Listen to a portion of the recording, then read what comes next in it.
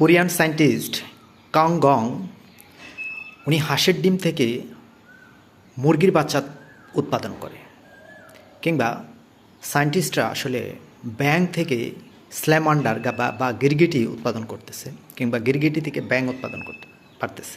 এটার সায়েন্টিফিক ব্যাখ্যাটা হলো, আপনি কোনো বডিতে ব্যাঙের বডির যে গড় এনার্জি, যেটাকে সায়েন্স বলে যে ফুটন কণা, সে ফুটন কণাকে রিডাইরেক্ট করে মানে গিরগিটির উপরে ফেলা হয়। গিরগিটি কিন্তু আসলে ব্যাঙের বাচ্চা জন্ম দিতেছে। কিংবা গিরগিটির বডির ফুটন কণাকে যখন ফোকাস করে ব্যাঙের ডিমের উপরে ফেলা হয়, তখন এটা গিরগিটিতে কনভার্ট হয়ে যাচ্ছে।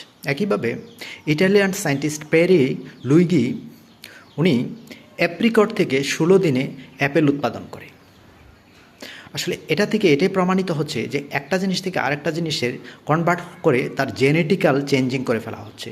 ব্যাঙকে গিরগিটির ডিএনএতে জেনেটিক্যালি কনভার্ট করে ফেলা হচ্ছে, কিংবা অ্যাপ্রিকটকে আপেলের ডিএনএতে কনভার্ট করে ফেলা হচ্ছে।